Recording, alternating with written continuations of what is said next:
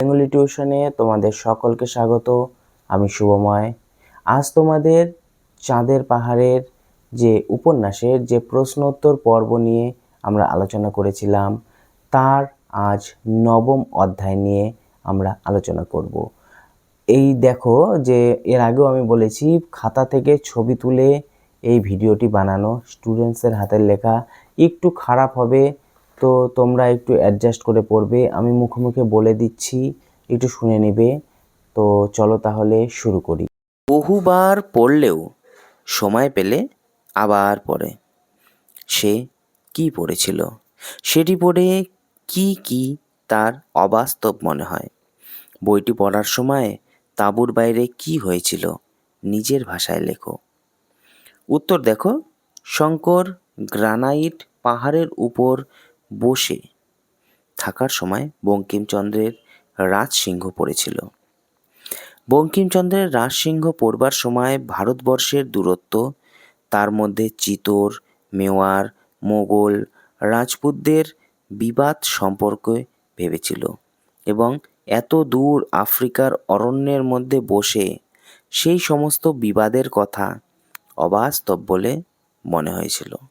পরের উত্তর দেখো, শঙ্কর যে সময় বইটি পড়েছিল তাঁবুর বাইরে হঠাৎ যেন সেই সময় একটা আওয়াজ পাওয়া যায়। প্রথমে শঙ্কর ভেবেছিল আলভারেজ হয়তো গাছ থেকে নেমে আসছে, কিন্তু একটু পরে মনে হয় কেউ খুঁড়িয়ে মাটিতে পা ঘেঁষে ঘেঁষে আসছে।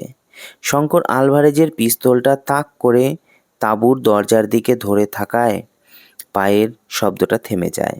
কোনো দিক খুঁজে না পেয়ে বাইরের দিকে দুটো গুলির আওয়াজ করে শঙ্কর।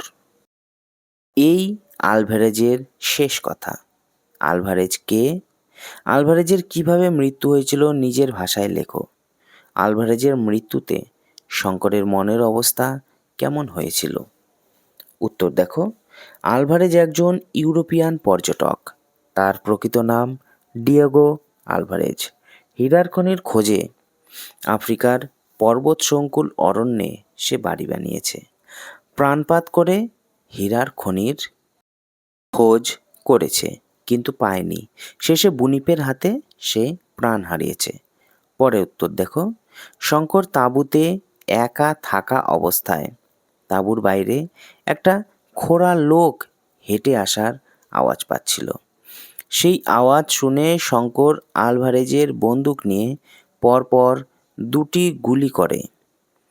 আওয়াজ শোনার পর গাছের উপর থেকে আলভারেজ সন্দেহ করে সে শঙ্করের নিশ্চয়ই কোনো বিপদ হয়েছে।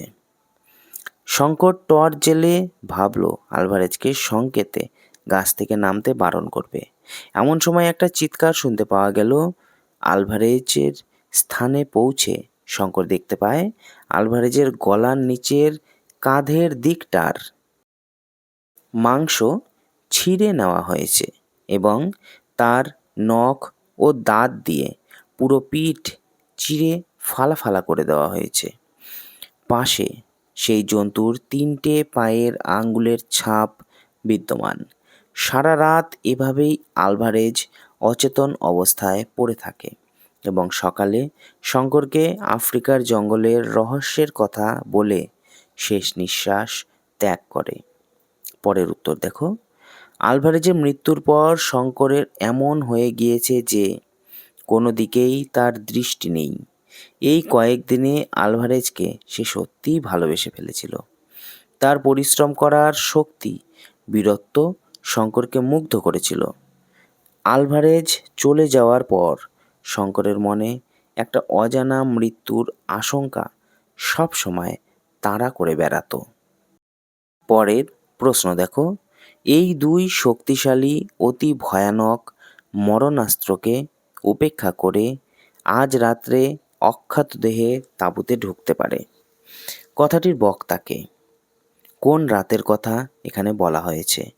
2টি অতি ভয়ানক মরণাস্ত্রের নাম লেখো। কোন ঘটনার পরিপ্রেক্ষিতে বক্তার এই উক্তি? উত্তর দেখো, কথাটির বক্তা হলো শঙ্কর। আলভারেজের মৃত্যুর রাতে তার একা থাকা অবস্থায় এমন মনে হয়েছিল।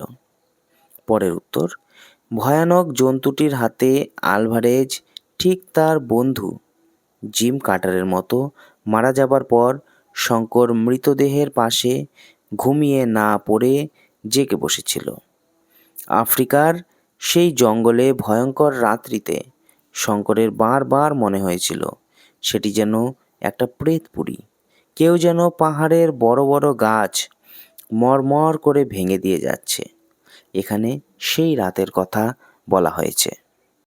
দুটি মরণাস্ত্রের নাম হলো উইনচেস্টার ও ম্যানলিকার, যে দুটির মধ্যে টোটা ভরতে হয়। পরের উত্তর দেখো, আলভারেজের মৃত্যুর রাত্রে শঙ্কর যখন একা মৃতদেহটির পাশে বসেছিল, সেই সময় গাছের ডালে ডালে মুষলধারে বৃষ্টি পড়ার শব্দ ও ঝড়ের শব্দ পাওয়া যায়। কালো গাছের গুড়িগুলিকে যেন প্রেতের মতো মনে হচ্ছিল। অত ঝড় বৃষ্টিতে ও জোনাকির ঝাঁক জ্বলছিল। যেহেতু শঙ্কর তাঁবুতে একটি মৃতদেহকে নিয়ে বসেছিল এবং সাথে তার দুটি মরণাস্ত্র রয়েছিল, তাই বারবার শঙ্করের মনে হয়েছে এই দুটি মরণাস্ত্রকে কেউ উপেক্ষা করে ভেতরে ঢুকতে পারবে না।